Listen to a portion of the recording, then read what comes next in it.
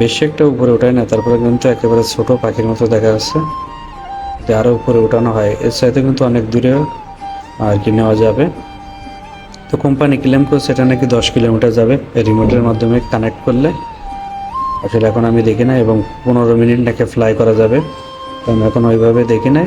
তো সামনে হয়তো বা দেখবো এবং ভিডিওগুলো আমি আপলোড করব। মোবাইলের মাধ্যম দিয়ে আপনি কিন্তু বেশি দূরে নিয়ে যেতে পারবেন না, কিন্তু রিমোটের মাধ্যম দিয়ে আপনি কিন্তু চাইলে 10 কিলোমিটার পর্যন্ত নিয়ে যেতে পারবেন, এটা কোম্পানি ক্লেম করে। এবং এই এত কিছু ফিচার থাকার পরেও এই ড্রোনের একটা সমস্যা আছে, সেটা হচ্ছে অবস্ট্যাকল। আপনার কিন্তু সামনে কোনো মানে সেন্সর এর নাই, যে সেন্সর দিয়ে আপনার সামনে কোনো বাধা আছে কোনো কিছুতে ক্র্যাশ করার আগে।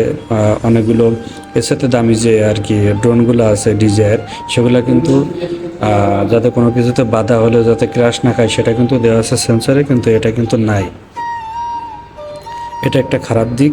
আসলে কোম্পানির দরকার ছিল এরকম একটা ফিচারের সাথে অ্যাড করে দেওয়ার জন্য, কারণ এত কিছু দিচ্ছে একটা ফিচার নাই, যেটা আসলে খুবই প্রয়োজন একটা ড্রোনের জন্য। কারণ আপনার শখের ড্রোনটা অনেক টাকা দিয়ে কিনছেন, যদি কোনো কিছুর সাথে ধাক্কা খেয়ে ক্র্যাশ খায়, আসলে বিষয়টা ভাবতে অনেক দুঃখজনক। তো কোম্পানির কাছে মানে এটাই চাওয়া, যারা আমরা ব্লগার আছি, এই ফিচারগুলোর সাথে সাথে যদি এই ফিচারটাও থাকতো আসলে খুবই ভালো হতো। তো এরকম একটা মিড রেঞ্জ বাজেটের ভিতরে যদি সব কিছুই পাওয়া যায় সেক্ষেত্রে কিন্তু খুবই ভালো হয়। কারণ সবার কিন্তু সাধ্য থাকে না অনেক দাম দিয়ে দামি যে ড্রোনগুলো আছে সেগুলো কেনার।